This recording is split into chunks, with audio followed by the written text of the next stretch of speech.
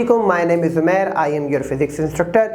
आज हम geometrical optics 10th class के फिज़िक्स के चैप्टर नंबर 12 यानी कि चैप्टर नंबर 3 की तरफ मूव ऑन करेंगे। आज के हम इस आर्टिकल में चैप्टर नंबर 12 के लास्ट लेक्चर यानी कि लेक्चर नंबर 9 को स्टडी करेंगे। इसमें हम अकोमोडेशन और नियर साइटेडनेस और फार साइटेडनेस यानी कि डिफेक्ट्स ऑफ विजन को स्टडी करेंगे।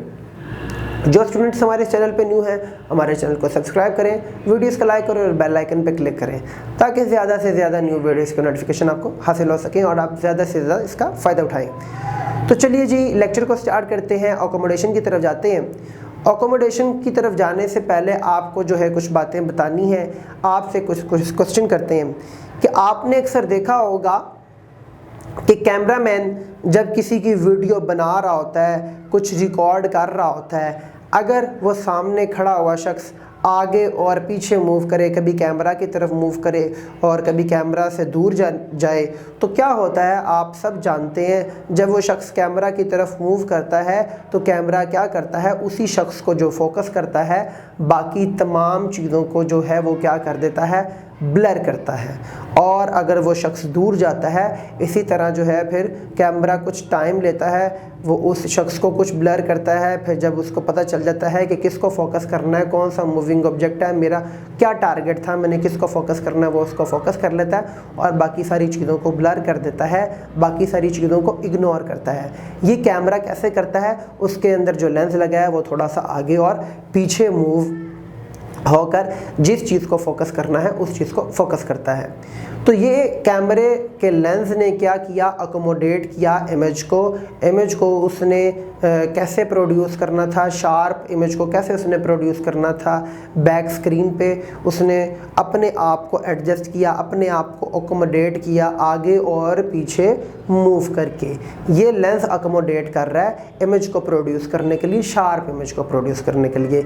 इसी तरह से इंसानी आँख, क्या आपने देखा है कि क्या इंसानी आँख भी आगे और पीछे मूव करती है शार्प इमेज को रेटिना पर बनाने के लिए? नहीं, इंसानी आँख कभी भी आगे और पीछे मूव नहीं करती। इंसानी आँख के अंदर मैकेनिज्म कुछ और है। तो क्या इंसानी आँख भी आगे और पीछे मूव हो के इमेज को जो है वो शार्प इमेज को बनाती है रेटिना पर? क्या ऐसा होता है? नहीं, इंसानी आँख कभी भी खुद को आगे और पीछे मूव नहीं करती, बल्कि वो अपने लेंस को क्या करती है, कॉन्ट्रैक्ट करती है, एक्सपैंड करती है, सुकेड़ती है, उसको लंबा करती है, जिसकी मदद से वो क्या करती है, शार्प इमेज बनाती है रेटिना पर। अगर किसी ऑब्जेक्ट की उसने इमेज बनानी है, ऑब्जेक्ट दूर पड़ा हुआ है, तो वो अपने लेंस के कर्वेचर को कम कर देगी, उसके कर्व को कम कर देगी और शार्प इमेज बनाएगी रेटिना पर।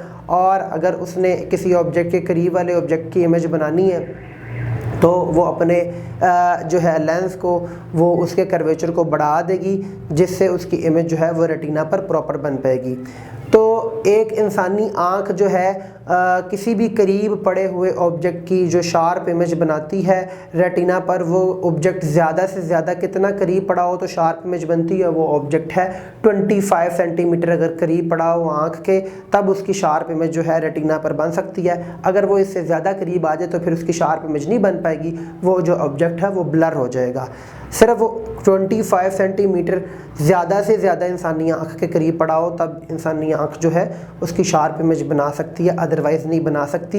लेकिन एज के फैक्टर के साथ साथ जब बुज़ुर्ग जो है उनकी उम्र हो जाती है 40, 50, 60 साल के करीब, तो ये जो है नियर पॉइंट जो है आँख का वो बढ़ जाता है, वो 25 सेंटीमीटर से 35, 40, 50 सेंटीमीटर को भी पहुँच जाता है। तो ये आँख का नियर पॉइंट है। और जो फार पॉइंट होता है कि एक इंसानी आँख कहाँ तक जो है देख पाती है, जहाँ तक रेज़ ऑफ लाइट, जहाँ से रेज़ ऑफ लाइट उसकी आँख तक पहुँच रही हैं वहाँ तक की इमेज उसकी आँख पे बन जाएगी। ये होता है फार जो पॉइंट। फार पॉइंट की कोई हद नहीं है, ये इनफाइनाइट पॉइंट होता है, क्योंकि हम देखते हैं कि सामने एक दीवार है, उससे रेज़ ऑफ लाइट अगर टकरा के मेरी आँख तक पहुँच रही है, मुझे उसकी इमेज मेरी आँख पे बन रही है। आप देखते हैं चाँद रात को जब निकलता है, नज़र आता है, तो उससे रेज़ ऑफ लाइट अगर मेरी आँख तक पहुँच पाती हैं तभी मुझे चाँद का जो है वो इमेज नज़र आता है। और जिस दिन कभी चांद निकलता नहीं है। एक्चुअली जो हम वर्ड टर्मिनोलॉजी यूज़ करते हैं, चांद निकलता नहीं है, चांद तो रिवॉल्व हो के हर रोज़ ही जो है, अगर हम इसको साइंसेस से रिलेट करें, चांद हर रोज़ रिवॉल्व करके रात के वक्त आपके सर के ऊपर आसमान पर होता है, लेकिन सिर्फ वो कुछ ऐसी पोजीशन पर नहीं होता कि सन की लाइट उस पर नहीं पड़ रही होती जिस वजह से उसकी इमेज आपको नज़र नहीं आती। अदरवाइज़ चांद तो हर रोज़ ही आसमान पर होता है रात के वक्त। जिस दिन उस पर सूरज की रोशनी पड़ रही होती है थोड़ी सी, या किसी जगह से भी रोशनी रे ऑफ लाइट टकरा के उस पर पड़ रही होती है या डायरेक्टली पड़ रही होती है, तब हमें उसकी इमेज नज़र आ जाती है। जिस दिन हमें उस पर जो है वो लाइट पड़ती नज़र नहीं आती, उस दिन हमें उसकी इमेज नज़र नहीं आती। तो जहाँ से रे ऑफ लाइट आपकी आँख तक पहुँच जाए, वो आपकी आँख का फार पॉइंट और नियर पॉइंट है 25 सेंटीमीटर है। ये आँख जो है अपनी रेटिना पे शार्प इमेज बनाती है, फोकल लेंथ को चेंज करके, फोकल लेंथ को कभी कम करके, कभी ज़्यादा करके।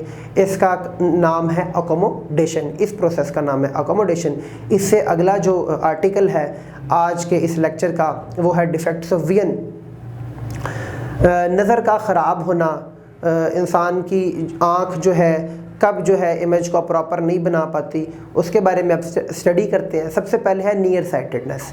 नियर साइटेडनेस में क्या होता है, आँख जो है वो दूर की चीज़ों की इमेज प्रॉपर नहीं बना पाती, वो बल्कि बनाती है रेटिना से आगे। आप तब क्या करते हैं, आप डायवर्जिंग लेंस यूज़ करते हैं और डायवर्जिंग लेंस यूज़ करके डायवर्जिंग लेंस की मदद से ऑब्जेक्ट की इमेज बनाते हैं बिल्कुल रेटिना पर, जिस वजह से फिर आपको दूर की पड़ी हुई चीज़ें प्रॉपर नज़र आती हैं। जिन लोगों की दूर की नज़र ख़राब होती है, वो क्या होता है कि जो इमेज होती है वो कहाँ पे बन रही होती है, रेटिना से थोड़ा सा आगे। डायवर्जिंग लेंस फिर जो है आप यूज़ करते हैं और फिर उस ऑब्जेक्ट की इमेज जो है रेटिना पर प्रॉपर बनवाते हैं, जिससे आपको उस ऑब्जेक्ट की इमेज क्लियरली नज़र आती है। अब है फार साइटेडनेस। फार साइटेडनेस एक ऐसी ख़राबी है कि इंसान की आँख के करीब पड़ी हुई चीज़ अगर प्रॉपर इमेज ना बनाए इंसान के रेटिना पर, आँख के रेटिना पर, तो जो है वो इमेज जो है वो ब्लर्ड नज़र आती है, प्रॉपर नज़र नहीं आती। ऐसे डिफेक्ट को हम कहते हैं फार साइटेडनेस। ऐसे डिफेक्ट में होता क्या है, ऐसे डिफेक्ट में ये होता है ऑब्जेक्ट की जो इमेज है वह रेटिना से पीछे बनती है। रेटिना से पीछे बनती है, उसको कैसे ठीक किया जाता है, उसको कन्वर्जिंग लेंस लगा के ठीक किया जाता है। आँख और उस ऑब्जेक्ट के दरमियान में कन्वर्जिंग लेंस लगाया जाता है। कन्वर्जिंग लेंस क्या करता है, वो जो इमेज रेटिना से पीछे बन रही होती है उस इमेज को बिल्कुल रेटिना पे फॉर्म करवाता है, जिससे जो है शार्प इमेज जो है वो ऑब्टेन होती है रेटिना पर, और फिर जो है आपको करीब पड़ी हुई चीज़ भी प्रॉपर नज़र आती है। ये थे डिफेक्ट्स ऑफ विजन। अगर आपका कोई क्वेश्चन हो तो कमेंट सेक्शन में ज़रूर पूछिएगा। थैंक यू सो मच, शुक्रिया, अल्लाह हाफ़िज़।